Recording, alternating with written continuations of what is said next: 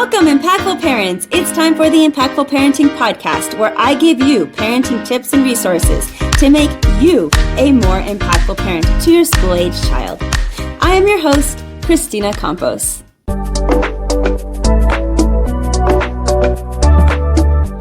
Today, we're going to be talking about being unapologetically yourself so that you do not lose your identity in parenthood. Hello, my name is Christina Campos, and I'm founder of The Impactful Parent, and I help parents of school-age children turn their chaos into connection with their adolescent. I'm a mom of 4 kids, a teacher that has taught every grade from preschool through high school, and today I help moms and dads like yourself to navigate that exhausting, confusing, frustrating, but rewarding world of parenting. So welcome to The Impactful Parent. Today, I also have my co-host, Rodrigo Bravo. Rodrigo is a co-parenting mediator out of the state of Texas. He is a parenting coach, and he is a dad of 2 boys. Rodrigo brings a dad's perspective onto the Impactful Parent stage to give you even more expertise and an added perspective to our parenting topics. Thank you for being here, Rodrigo.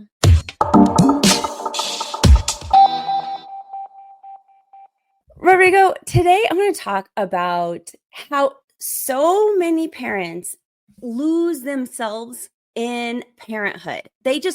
What happens, it's like a slow death of your personal identity. And I think it happens so often and nobody's really talking about it because you don't even really understand or know when it's happening. Just one day you wake up and then you're like, what happened to me? I used to do this and I used to do that. And I used to love, playing tennis, and then you don't anymore. And I feel like so many parents even get resentful that they've given up so much of themselves for their families. And then that leaves us in this really icky place. So I wanted to talk about that today. How are dads dealing with losing their identity because they have to sacrifice so much for family? Yeah, I think that's a great topic because I think this is something that happens both for women and men, where we accept these roles that are kind of predetermined in society, right? And we fall into them, even pre-children. We grow up and we kind of, there's, the guys are going to do this, the ladies are going to do this, et cetera, right? But then when, we get into actual parenthood, we start kind of shedding some of the things that really make us who we are. And as parenthood continues, that really does take a toll on you, right? Because a lot of times we are more than our parenting, but often we are defined by our parenting. When we take our kids out there to, baseball practice, music lessons, or just shopping or somewhat, we're often judged by that first. That's the very first thing that people will look at, like, oh, how's he treating his kids? How's he taking care of his kids? I'm a mediator here in the state of Texas, and one of the things that I do is I help co-parents get together and kind of find solutions to co-parenting. And a lot of times the gentlemen, they're really kind of struggling with that. They're like, hey, I'm a dad. I'm, trying to support for my kids, but they also want to be, doing things that they probably shouldn't be at that point. Why? Because they're trying to reclaim their identity. They're trying to, figure out how's the right way of doing that. And there's nothing wrong with kind of, reaching out for who you are outside of your kids. And so I think for both of us, I think this will be a good conversation because you could share maybe your perspective and what you see. And I could definitely share my perspective because I definitely went through that. I was a young parent myself, and I definitely went through the struggles of, having my parenthood, my fatherhood define me for quite a while. Yeah, I think that it starts with this expectation that we have about parenting. Like, this is what a mom should look like, and this is what a dad should look like. And in fact, we have a video that complements this theory. I'll show it to you right now. Video is showing a woman who is dressing thrumpy in the beginning and then changing her style to express her unique self. Different clothes, different hats, fun and sassy. And what I love about that video is that she is being unapologetically herself, which is amazing. She threw away those stereotypes of what she thought a mom is supposed to be, and she's being herself, which actually serves your kids so much more. And yet we still fall into this parent trap of wanting to fill a certain box. This happened to me, and I didn't wake up until my divorce. I literally was crying on the floor of my closet daily when my marriage was falling apart. And it was shocking to me when I finally decided to pull my bootstraps up and force myself to move forward, that when I looked in the mirror, I was like, what am I now? If I'm not going to be a wife and I'm going to be a single mom, like, I don't even know what single moms, what is that supposed to look like? And so I started re-examining like who I was, and I did not recognize myself in the mirror. I had not taken care of myself the way I should have. And what I mean by that, not necessarily my health and things I was eating, although I probably was eating more crappy then too, but I stopped playing tennis. I used to play tennis growing up daily. I stopped going out with my friends. I stopped, watching even TV shows that I liked, because instead I felt like, oh, I needed to put on something that was more entertaining for the kids, or I did something more for my husband, so I watched stuff I didn't even care about because I was putting them first. And women in general do this all the time. Like, we put our families first. And that's wonderful, and it's noble, and I want to even say it's necessary in most cases. But when you're not one of your top 5 priorities yourself, like, you need to be in the top 5. Maybe your kid is over here at number 1, but you need to be over here at 2 or 3, because then otherwise we start falling away and losing who we are. And I was resentful. I was like, why did I do all that? Why did I give all that up for what? And it got me angry. And I can't be alone in that feeling, that I was to wake up and not to realize that I don't want to say wasted, because it wasn't wasted. I just wasn't me anymore. And that was really heartbreaking to me. And then you start thinking, where do I begin? How do I rebuild myself again? I don't have time, and my question to you is, I know dads go through something very similar, where you guys are really striving to, I must provide for the family. I must work and bring in the money. And I feel like that's a pretty equal stereotype for men, and then pressure. But what do you lose because of that stereotype when you embrace that I'm going to provide? And there's even some resentment with women toward men on this, because men, let's say it's Thanksgiving morning. Women are preparing the turkey. They're setting out the dishes. They're all, they're running around the house like a chicken, crazy, with the head cut off, right? And what does a man do? I'm going to go work out this morning. And she looks at her husband and goes, you're going to go work out this morning. Okay. But he's prioritizing himself and his health. He goes and works out. In the meantime, she's going crazy, still trying to organize Thanksgiving dinner. And again, that resentment starts to kick in, not only toward her kids, but also to her husband, when he starts to put himself first. And that's not okay either, because he's actually doing probably what he should. So how do we break these stereotypes and stop being resentful? Yeah, those are great examples, and that is a real feeling. The resentment, the feeling. I know you don't mean wasted. I think for me, I think a lot of folks, when they're going through those initial feelings, they may say lost. Like they lost, some time to themselves. We don't ever say we wasted our time raising our kids, right? But we definitely lose a part of ourselves whenever we have our kids, because they become our responsibility, and they are, we got to take care of them. I would actually start first by challenging the first idea that you had about maybe top 5, right? And I came to terms with it, and I said, you know what? I'm number one. I'm number one. If I can't take care of myself, how can I take care of somebody else? It's just that simple. Now that doesn't mean that there are going to be times when I gotta do something for my kids that might, put me, I don't know, behind at work or behind in something else, whatever.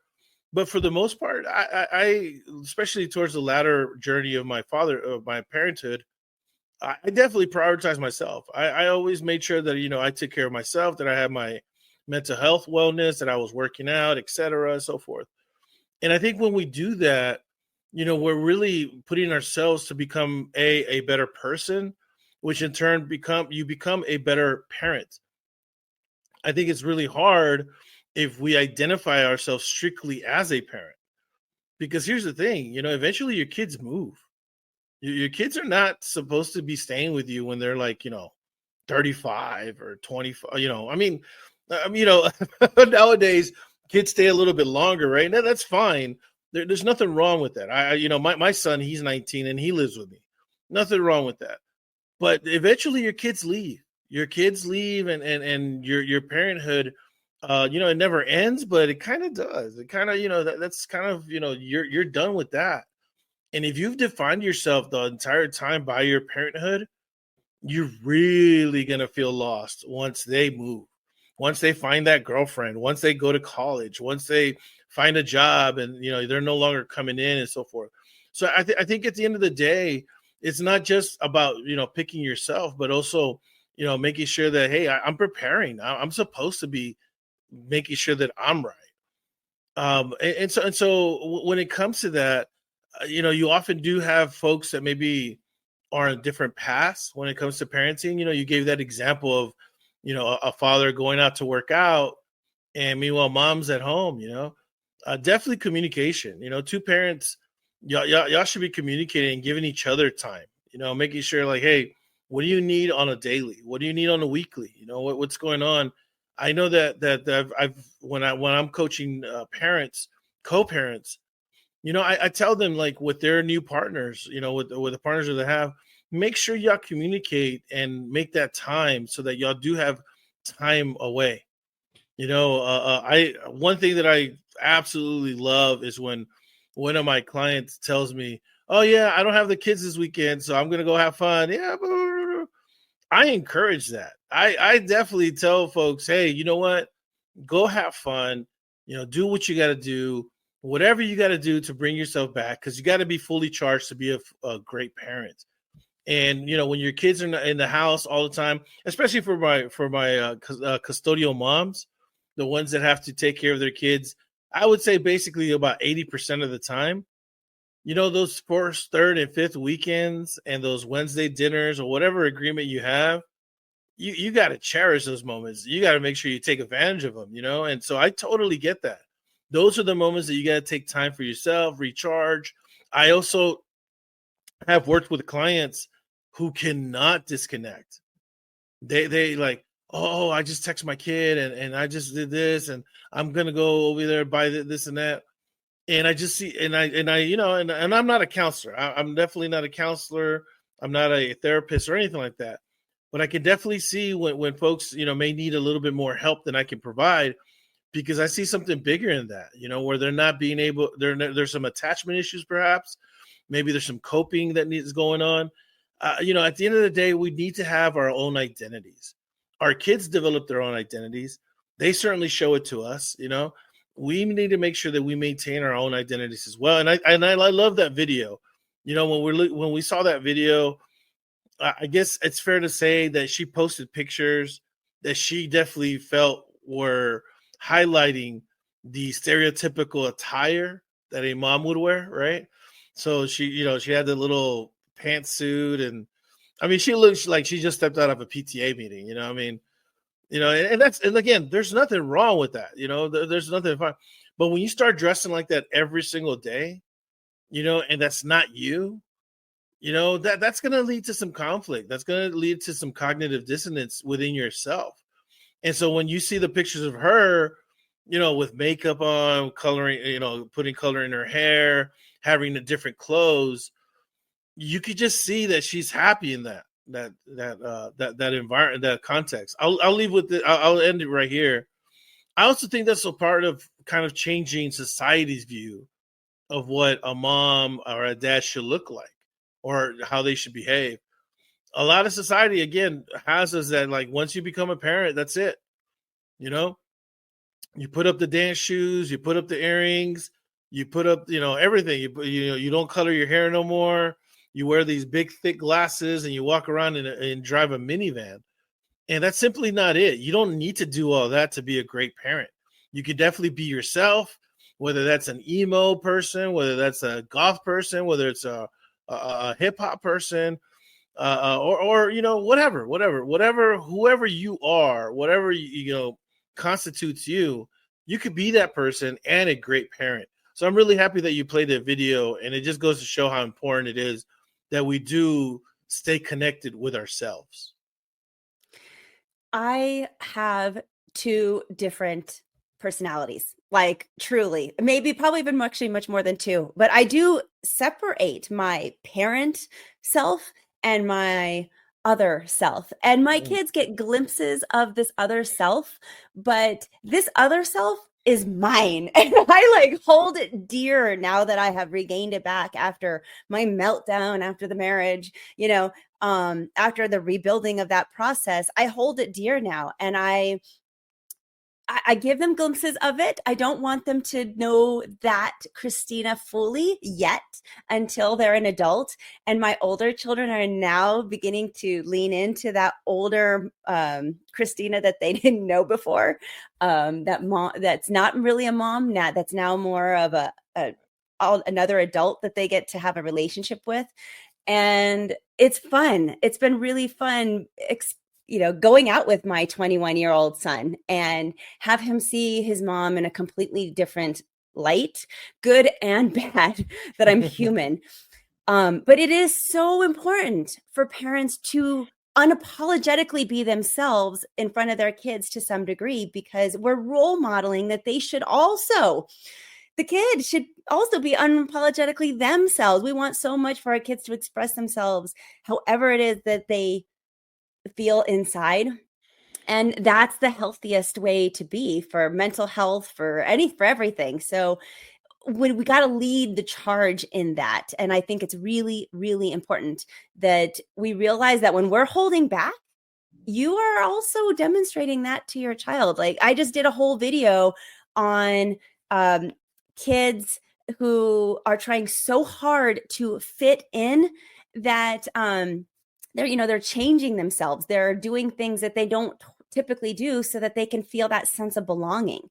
And you actually don't want your kids to fit in, because fitting in means changing for a group, where belonging means, hey, I have this feeling that I belong. I'm unapologetically myself and I'm being accepted for who I am. And that is so much more healthy. And how do our kids learn how to do that unless we lead the way? And to lead the way, we have to be intentional. Otherwise, you lose yourself, or at least I speak for a lot of women in that regard. And I feel like it's the same for men, that for moms, you get swept up in taking care of everybody else so easily that if you are not completely intentional about being you and doing things that you love and taking care of yourself, and I know everybody hears it, self-care, be self-care, do self-care, but it's true. You have to do that so that you can be a better parent. And I love that you're putting yourself first. I love that. I will admit, I still am not there. My journey is not putting myself first, but I'll be damned, I'm going to be second. And any opportunity I get, I will pull myself up to number one and say, hey, kids, this is mom's time. I need this for me. And now my kids are old enough to really understand that. And they get it.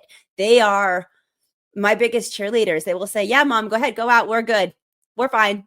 See you in a couple hours. And that is a fantastic feeling when your kids support you in being you. And one of the things that I want to point out that you said that was just, yes, brilliant. I also tell my clients that when you're trying to be yourself, you're real unapologetically you, how you dress really matters. So like what you were talking about with the video, if you are a mom that is constantly wearing yoga pants and dressing thrumpy, I'm going to say the word thrumpy, because you're just grabbing something and throwing it on because it's comfortable and you don't care how you look and you're just trying to get the kids off to school and make the breakfast and whatever, that's okay, but it can't be daily. If you are not intentionally, again, being you, then you becomes thrumpy. I don't want you to be thrumpy. How you dress matters, and it like changes something in your brain on how you feel that day. And so I encourage my clients to once a week dress up for no reason. If okay, great if you have a reason, but if you don't have one, it doesn't matter. Once a week, put on some jeans, do your hair, do your makeup the way is that you love, whatever that looks like for you, and dress that way. And even though it's a pain in the ass in the morning and it takes you more time than you want, especially for women, by the end of the day, you feel better. You feel more like you walking around in the neighborhood. And so it's a very small shift, but it is a shift that could make a big impact for a lot of women. So I would assume that men are very similar in that they need to also put on some jeans and, trim up the beard so it looks nice instead of like getting it scraggly. Like, unless they want it scraggly, that's a whole different look. But then again, it's intentional. It's intentionally doing things to make you feel good. And I don't know which men or women who does this better, but it's something I think we all need to shift toward. And I have a question for you. So I want to go back to this idea that women are always going, okay, we got to put the kids first. We got to put the kids first. And men have that stereotype of, I need to provide. I need to provide. Do you feel like dads fall into the work too much trap because of that pressure of having to provide, which is too bad because now they're losing time with their kids?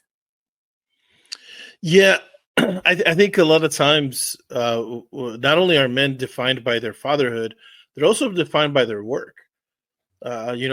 Society values men that are doing, work and whatnot. And, we want to work, but it's also kind of, hey, you're the provider. You're supposed to be doing this. You're supposed to be doing that. And especially if you haven't achieved a certain level of income, a lot of men feel that pressure, right? Hey, I got to get a second job. I got to do this. I'm not saying you're not supposed to feel that way in a certain sense. We all want to be providers. We all want to do that. But when it starts taking a mental toll on you and when it starts becoming who you are, that's when it starts taking a different turn. Because now, you get home, you've worked, and you're stressed out. And are you going to be really playing with your kids or, hanging out with them?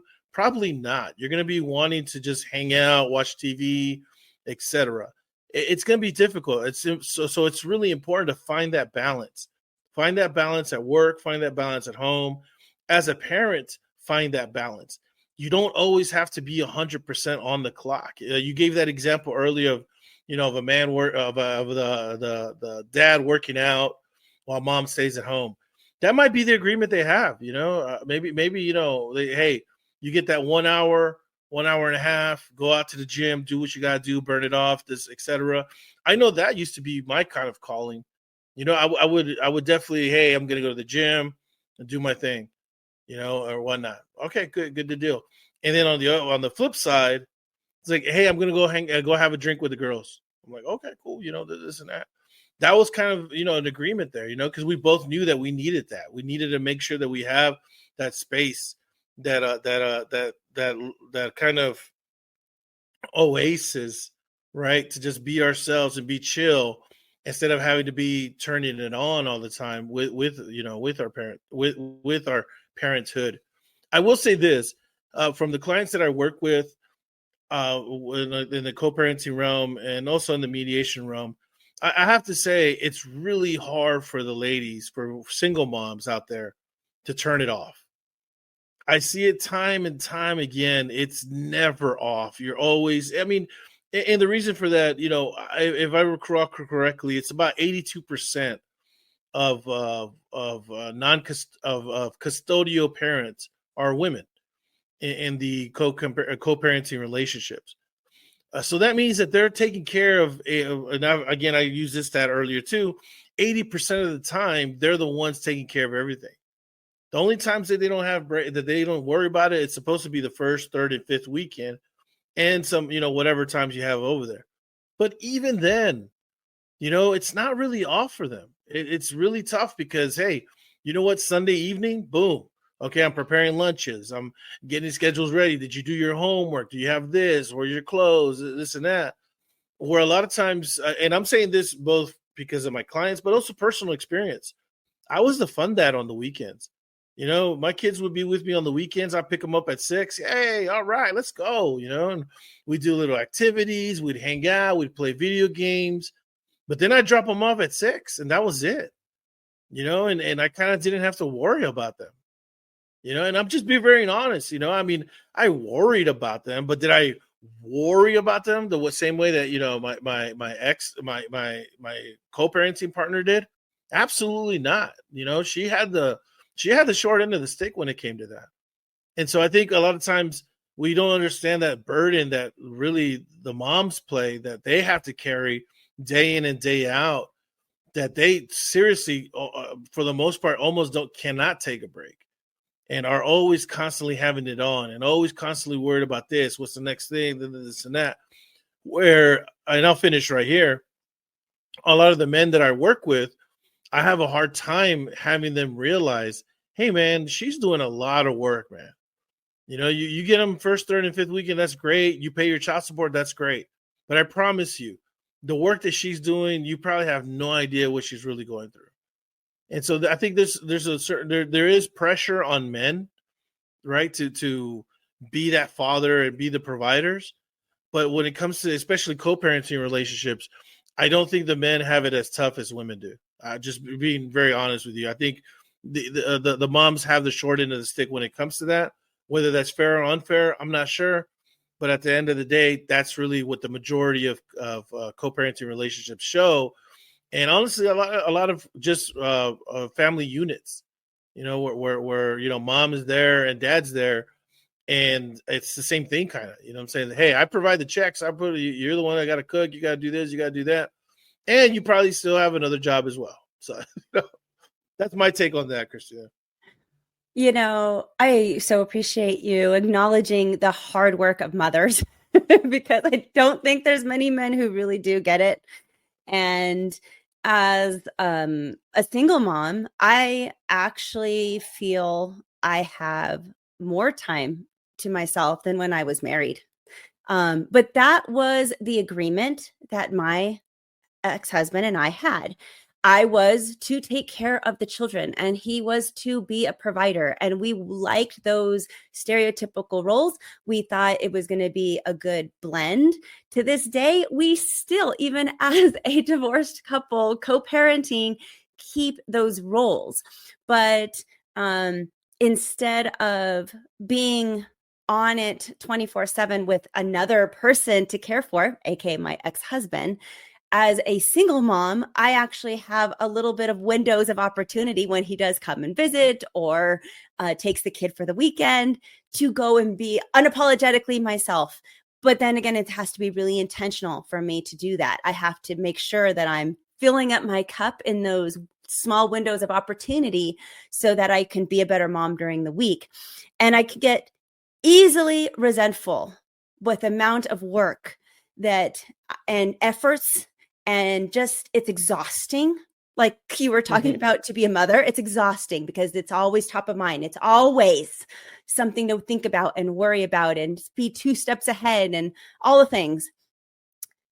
Easy to fall down that trap. And I'm sure there are moms listening to this right now who are like, yes, we shouldn't have to do all the work. This sucks. Like they should be 50-50. But I'm going to say that in order to get out of that resentment rut, I really had to take a couple steps back and say, this is really how I wanted things to be. I really did want to be the one to take care of my kids. I really wanted to be the one to raise them and be there for them when they needed me. And so, although my ex-husband gets to be fun dad and have amazing fun time with the kids on the weekends, I am on the daily grind. But there is so much value in the daily grind. And I think that we get exhausted as moms, as parents, if even dads who are the custodial parent, you get exhausted in that grind. But I'm here to remind you that there is so much value there. You are the one, when your kids are breaking down and need something, you will be the first one that they call. You are the one that when they don't know what to do and they need help, you will be the first one to call. And isn't that what you wanted? For me, it was. Now, if you said no to that and you're like, no, I only want them to call me half the time. Okay, well, then you need to go talk to Rodrigo, go get some co-parenting services and figure out how to make it more equal. But I'm just gonna I had to get there. This was the journey I had to take personally to get out of that resentment rut and embrace the parent that I am. And I would love to have more fun days with my kids, and I could be more intentional about that and do that. But it's okay. I'm okay now once I've accepted that to be in that space. And then it's just that much more important for me to take that time to rest or be unapologetically myself when I have those windows of opportunity. So that's what I think about that. No, I think that's fantastic. I think that's we all have goals, and I definitely understand those goals where we when I say that we're looking for ourselves, it doesn't mean that we're not looking at our kids at the same time. But I really want to stress what you said earlier about modeling the behavior. If we want our kids to grow into their own selves, we have to do that as well. And what better way than to really do that, right? You said to yourself, hey, I'm going to communicate with my kid. We're going to talk. We're going to do this. We're going to do that. Hopefully your kid starts, reflecting that. They start being more communicative with you. They start talking. They start relying on you. I know that I've personally experienced that with my boys, where my oldest son, Rodrigo, and I, we didn't speak for a while, but I kept at it and I kept telling him, hey, I love you. Okay. Let me know when we talk. Now we have a great relationship. We talk all the time. And it was just building that, and he relies on me. He'll call me and we talk about things and etc. I think, there's no reason why the two can't coexist, where you can be yourself, but by being yourself, you're telling your kid, hey, it's cool to be who you are, and I accept you for who you are, because I expect you to accept me for who I am. My boys, they know that, I travel a lot. So they understand, like, hey, dad's going to be gone for a while. You know what I'm saying? My youngest son, he's when he sees me, he's like, oh my God, I don't know when I'm going to see you again. Like, whatever. But he accepts that. And I want him to have that same attitude where, like, hey, I'm going to do what I got to do, and if I got to go out of town, if I got to do this, I got to do that, hey, we're all comfortable with that, where there's not this, and one thing about with him is there's a trust there. So there's not this constant kind of like, hey, what are you doing? Or, hey, this and that. He sees that I trust him. And by the same token, he trusts me. He knows that I'm going to do right, that I'm going to be out there, doing what I got to do, but that I'm going to be, taking care of things at the same time. One last note on that. I think when we model that behavior and we show our kids, who we are, we kind of break down those walls. There's a lot of walls for us growing up, right? Where our parents, they felt like, hey, we're elevated, we're supposed to act a certain way. And we're not going to show you our flaws. We're not going to show you our fights. We're not going to show you this. We're not going to show you that. And in fact, even if we do fight, even if we do this, you're not supposed to do that. You're supposed to be a certain type of way. And I think there was a kind of a illusion there, or really a disillusionment that we suffered. A lot of kids in our generations, that are now parents, we suffered through that because we saw our parents in a totally different way, where they didn't share that stuff with us. So when we find out that, hey, I found out that my dad did this, or like, hey, he was a jerk, or hey, mom was like, drinking or something, whatever the case may be, we're like stunned, we're like, man, didn't expect this, this and that. I'm not saying we share everything with our kids. Obviously, there's things that, we're adults and, they're kids. So there has to be some type of barriers there. But for example, like when we have a sad moment in our life, there's nothing wrong with showing emotion. There was countless moments and growing up that, we had sad moments, and I just look, I was told not to cry. I was told not to like experience it. Like, hey, toughen up. Don't do that shit. Don't cry. I was like, okay, and so it's tough, because there's this veneer that we grew up in, whether it's machismo, whether it's a facade of like a good household when really there's a lot of fighting going on, substance abuse, emotional abuse, physical abuse, all these things that are going on, that a lot of times us growing up in that generation, we just kind of had to deal with it or turn another eye and then like pretend it didn't exist. And so I think for us as parents, we could definitely do better than that by just being honest. Just being honest whenever we feel, something, whenever we want to do something, or, something going on, or you have a goal, or this and that, and be honest in that, be honest in our victories, be honest in our defeats, and just be honest with ourselves, because then our kids, they're better prepared. Because at the end of the day, and I'll finish right here, they're going to see that and they're like, okay, I'm not supposed to win all the time, or I'm not going to win every time. There's going to be moments when I do lose or I do fail, but that's okay. And how do I handle that? Well, I saw how mom handled it. So, okay, it's cool. I'm saying I'm going to handle it this way, and okay, dad, he didn't get the promotion, but, and he was upset about it, but he told me how he felt about it. And blah, blah, blah. I think we're better preparing our kids to not only for us to be honest with them, but for them to be honest with themselves, and also for them to have an honest assessment and perspective into what life may bring to them. Yes, yes, and yes to all of that.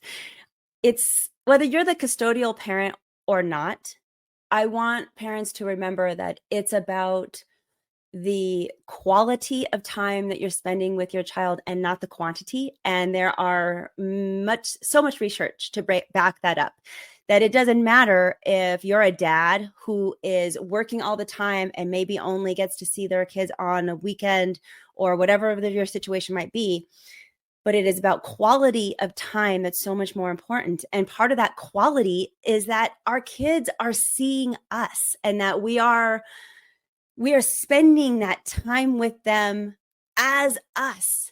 And maybe you're a busy mom that's only stuck in the cleaning of the house and the cooking of the dinners, but are you really spending quality time with your kids so that they can develop that trust? And part of that trust is all these things that we're talking about. Like when we do something bad, that we go back to our kids and we just say, I'm sorry, that was not a good part of me that you saw, and I apologize for it. But, sometimes I don't think before I say stuff, or I don't think before I act. And you just have to come back and make that quality time about being unapologetically yourself. And I think that it just brings so much value to your kids. And even more so if you have a child that is lost in their identity, who's trying so hard to fit in when they can't at school, or maybe you have an LGBTQ child and they're lost in figuring out who they are, or any of all of the above. Any kid, teenagers just in general are so lost in trying to figure out where their place is.